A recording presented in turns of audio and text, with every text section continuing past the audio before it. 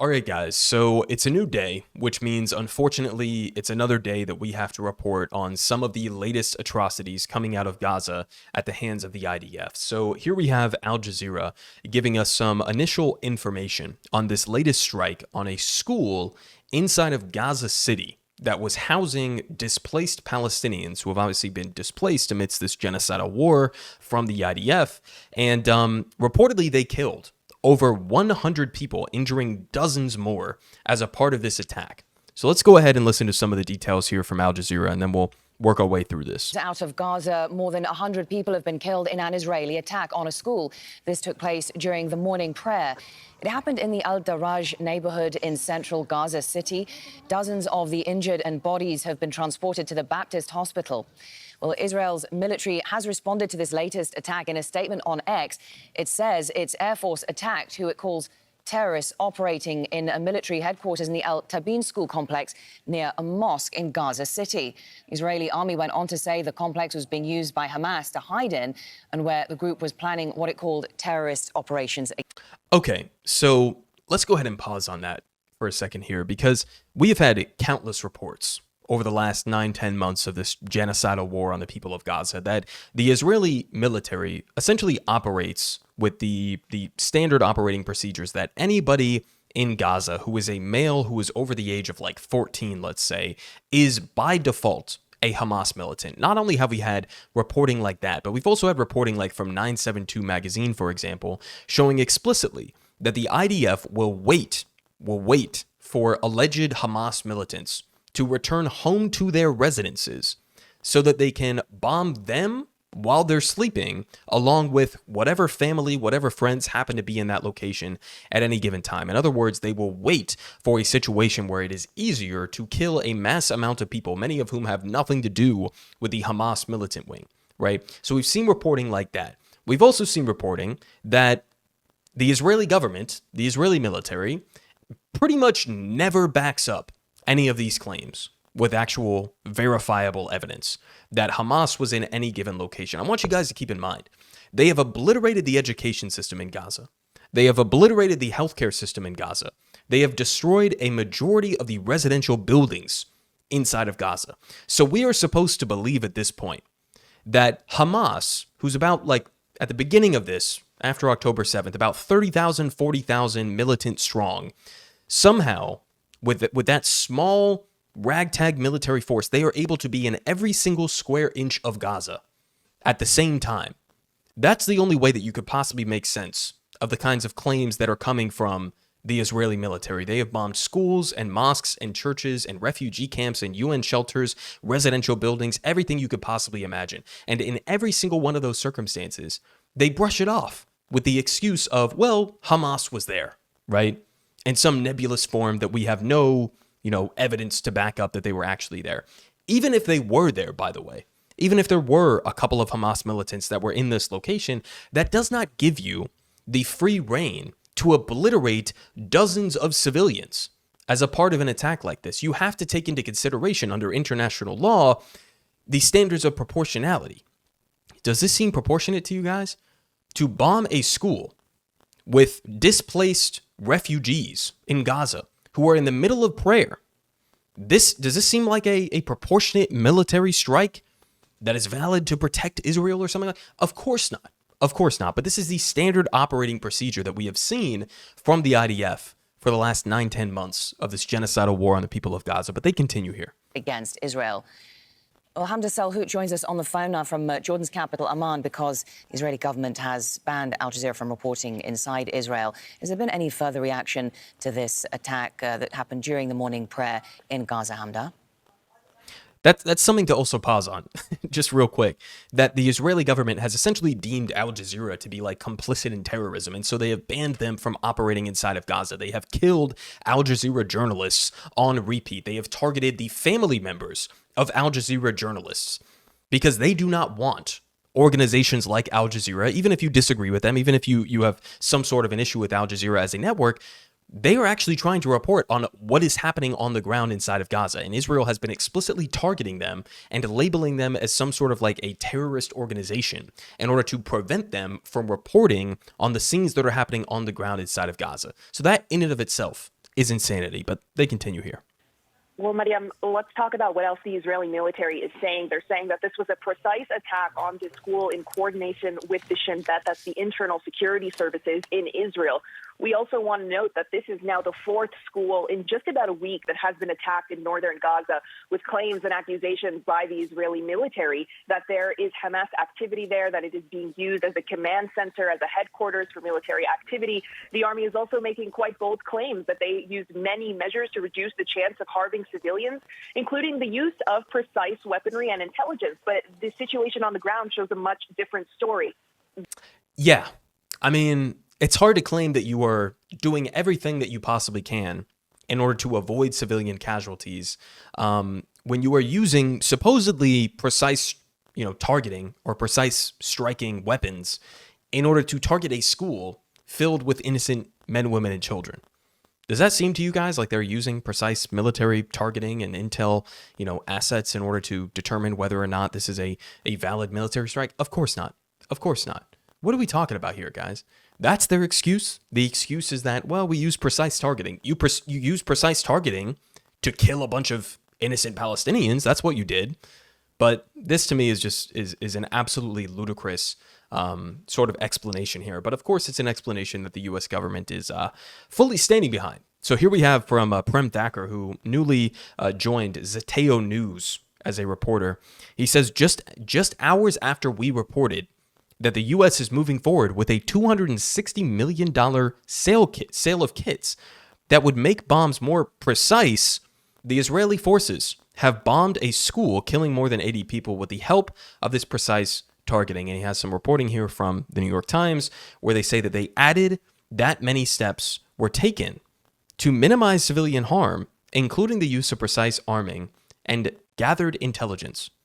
Does this seem like precise arming and gathered intelligence? Again, sure, it's precise in the way that you just precisely, evaporated, you precisely incinerated dozens of innocent people. That's precise.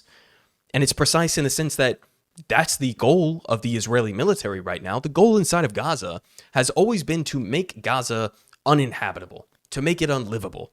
There's no explanation for things like, for example, targeting the Gazan farmland, targeting their water infrastructure. I just covered last week, they blew up a water facility inside of Gaza. Like they rigged it with explosives. This was not, an airstrike. Oh, there's a Hamas militant with a RPG aimed for Israel standing on top of the water infrastructure. No, they filmed themselves rigging a water facility plant with explosives and blowing it up, right? So how do you explain attacks like that on the basic civilian infrastructure inside of Gaza, other than to explain it as the reality dictates, which is that, again, the goal in Gaza is to make life uninhabitable.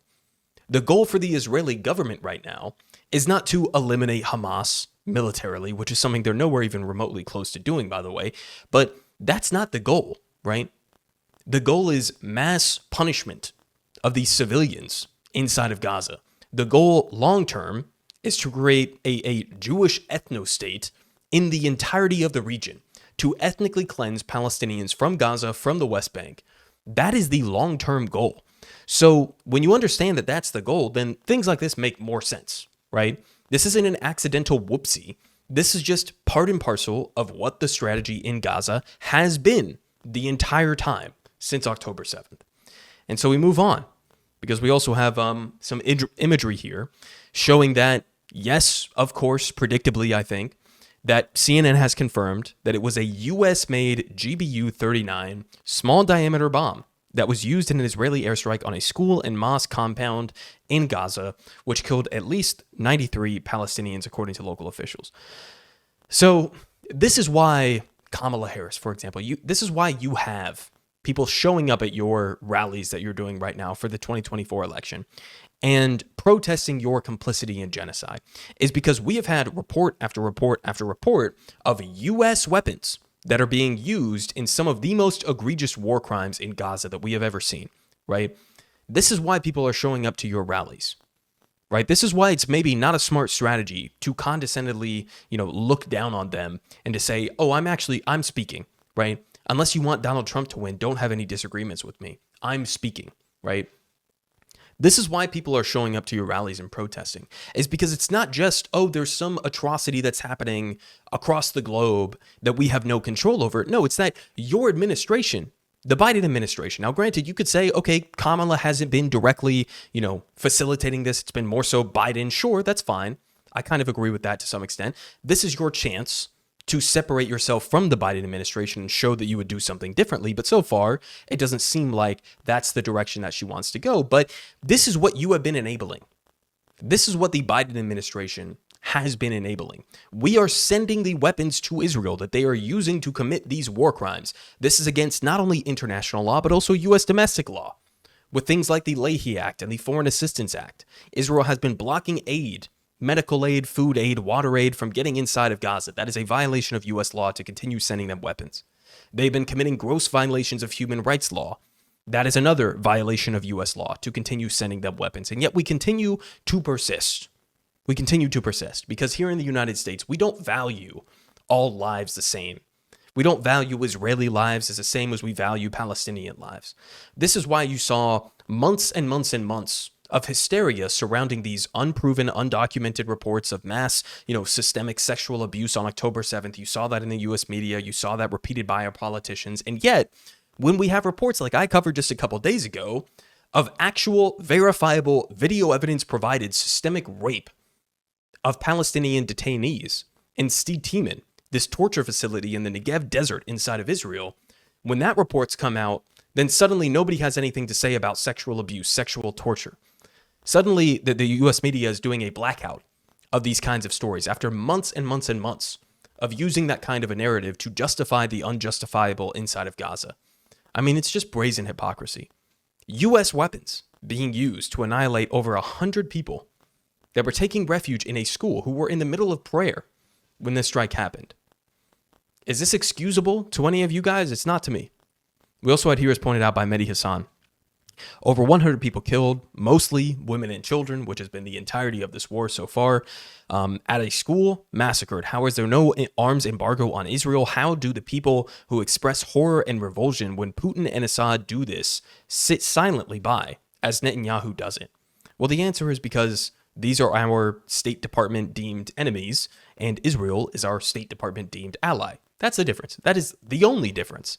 In fact, I would go as far to say that what Netanyahu has done inside of Gaza is far worse than even what Putin has done inside of Ukraine in terms of the civilian casualties, the destruction to civilian infrastructure. It's far worse. And yet the Biden administration has no issue calling Putin a war criminal, right? Or trying to use the levers of international law in order to crack down on Putin when they have absolutely nothing to say about Benjamin Netanyahu. If anything, they'll defend him. They'll invite him to Congress to come and speak to standing ovations here in the U.S. So it's just brazen hypocrisy, right? It is who is going to bend the knee to American global hegemony. If you're willing to bend the knee, then we will do everything in the world in order to defend you, right? We will sacrifice all of our proclaimed, standards and values. We will throw that all out the window, right? But if you're one of our self-proclaimed baddies, then we will use those same levers in order to attack you. That's how this works. That's how this works. And this was one of the only images, as pointed out here by the poster. This is Ihab Hassan. And this is just some of the aftermath of this strike. I've seen many other videos and many other pictures that came out of this strike. I don't think I could even show it to you guys on YouTube, honestly, without this being fully demonetized and maybe even blocked from being uploaded. But this is one of the more tame pictures that has come out of this recent attack. Here you see numerous dead bodies laying on the ground, covered in what looks to be rugs or, whatever the case may be. This is the kind of shit we're funding, guys. This is the kind of shit that our government has been fully complicit in. We also have this here from Sanaa Saeed. She says, just to recap, today, this is just within like a couple day period here, the U.S. government, the Biden-Harris administration, released $3.5 billion in military funding to Israel. So as a part of one of these major military packages that we were sending to Israel, worth I think $14 billion was this specific package, we released $3.5 billion in military funding to Israel to procure weapons from U.S. weapons manufacturers. So we are, the American taxpayers, essentially giving money to Israel straight up so that they can enrich U.S. weapons manufacturers who are profiteering off of endless bloodshed. That's the dynamic that's going on with this kind of thing. And this is something actually that, ironically, the Biden administration has bragged about before, right? They'll brag about this. They'll say, well, we're not really giving Israel money. We're making this money back because this is enriching our weapons manufacturers. This is something they brag about, guys. At the same time, they also lifted a ban on offensive weapon sales to the KSA. So this is something I was going to make its own video about, but it fits in nicely with this. We ended our ban on offensive weapon sales to Saudi Arabia. Keeping in mind that the reason that we did that in the first place, which it was kind of like always a little bit bullshit because we kind of just reclassified offensive weapons to be defensive weapons and we kept giving them to Saudi Arabia. But besides the point, the reason that we banned offensive weapon sales to Saudi Arabia is because they were engaging in a genocidal war against the people of Yemen. And we've now lifted that weapons ban. We've lifted that. So all, no holds barred anymore for Saudi Arabia, this brutal theocratic dictatorship in Saudi Arabia. We are now lifting that ban in order to basically try to pressure the Saudis to help defend Israel in the circumstance where Iran might retaliate for Israel assassinating Ismail Haniyeh, a top Gaza Hamas official political leader who was engaged in these negotiations for a ceasefire. They assassinated him on Iranian soil. And so now we're still anticipating an Iranian response to that. And so we are now lifting the offensive weapon sales to the Saudis so that they will help us defend Israel in the circumstance of an Iranian response. This is as sick as it gets. She also points out that we ended an investigation into an IDF unit accused of human rights violations, including the killing of an 80-year-old Palestinian American, and decided not to impose any sanctions on the unit. So I've covered this unit extensively at this point. This is the Netza Yehuda Battalion, I believe that it's called. And this framing of what they actually did is kind of underplaying it, to say the least. They bound and gagged an 80-year-old Palestinian American man and left him to die. This is one of the most egregious IDF battalions in existence. And by the way, now they have more influence than ever over the IDF actions inside of Gaza. In fact, they're somewhat leading the charge, according to recent reporting that I've covered on this channel. But the U.S. government basically looked at this battalion, and here's what happened, guys. They said, okay, this is a perfect example of a battalion that obviously has engaged in grotesque violations of human rights law. So we are going to sanction them, potentially. We are going to think about sanctioning them as sort of like a virtue signal to be like, look, we care about human rights. We care about, violations of these things by the IDF. So look, we're going to sanction this one battalion. And then we backed off of even that. This was like the layups of all layups. Like, this is the most egregious IDF unit that you could possibly imagine. And the U.S. was like, okay, maybe we'll sanction them just to sort of like, here's some crumbs for the people who are upset about the genocide that we are fully arming and backing and supporting inside of Gaza. Here are some crumbs for you guys. Look, we're taking this seriously. We're going to sanction this one IDF battalion. They couldn't even do that.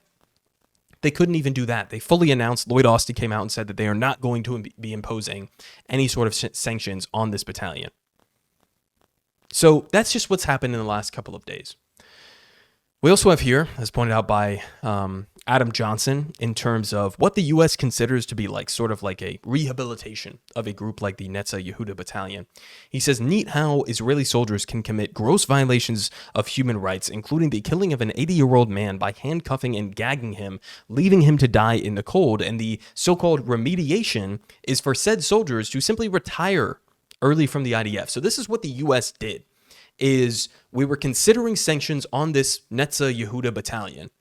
And then the IDF came back and they said, don't worry, guys, like those IDF soldiers that were responsible for those gross violations of human rights, they've retired. They've retired peacefully in Israel. And so that's some sort of like a rehabilitation in the eyes of the U.S. government.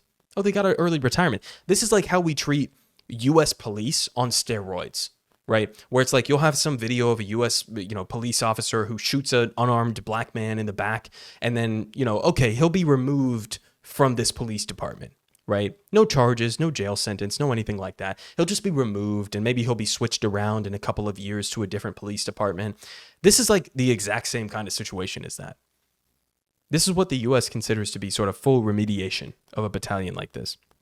We also have reportedly heard from Barack Ravid that a train of top Biden administration officials are planning to head to the Middle East for a dramatic week of high-stakes diplomacy to try to prevent war in the region and secure a hostage and ceasefire deal in Gaza. So, couple of issues with this. Number one, again, Israel just assassinated. They assassinated Ismail Haniyeh, who was the top Hamas negotiator engaged in these ceasefire talks.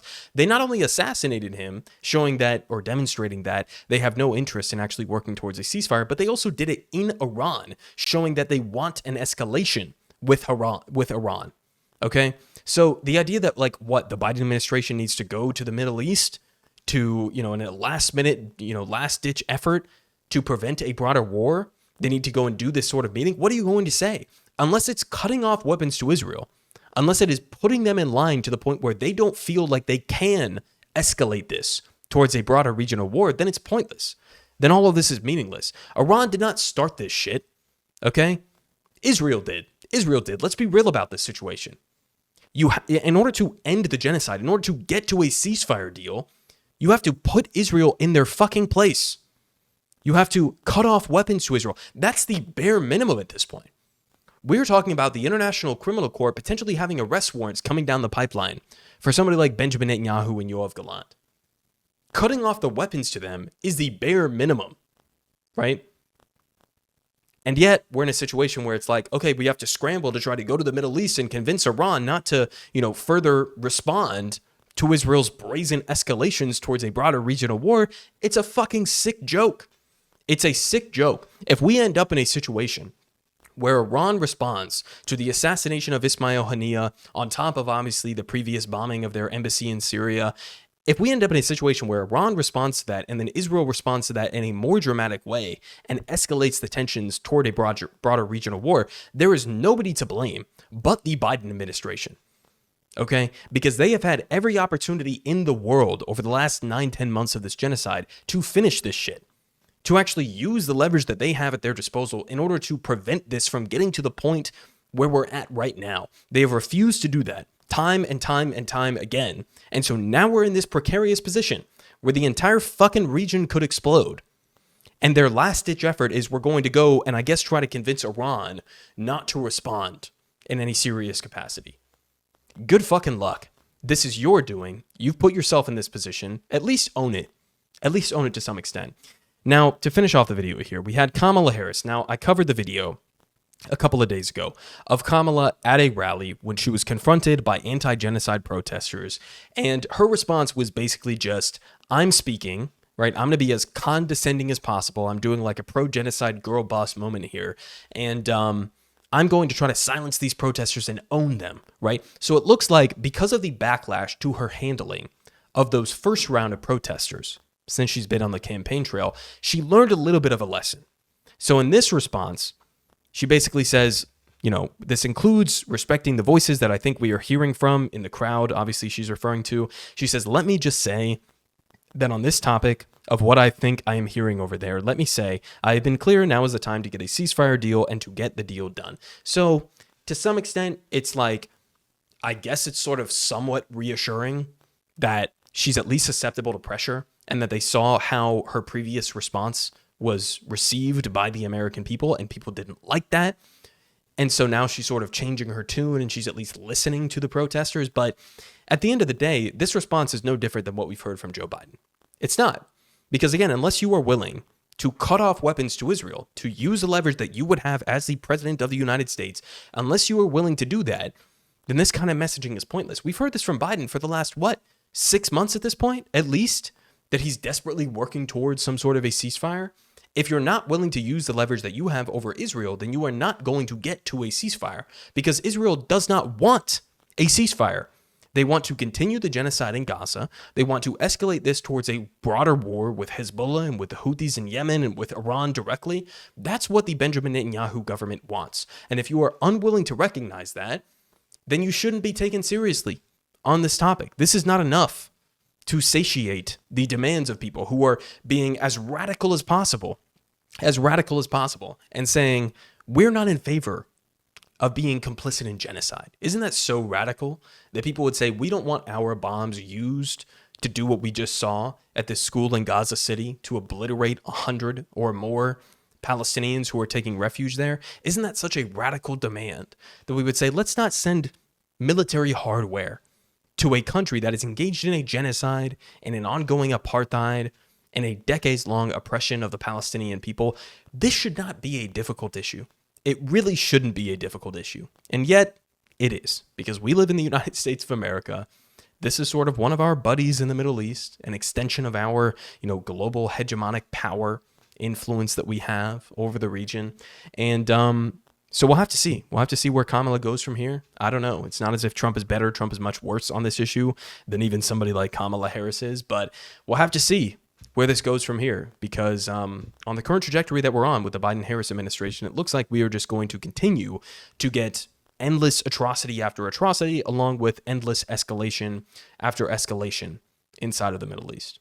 Politic guy has the best politic. Believe me, no one does it like him.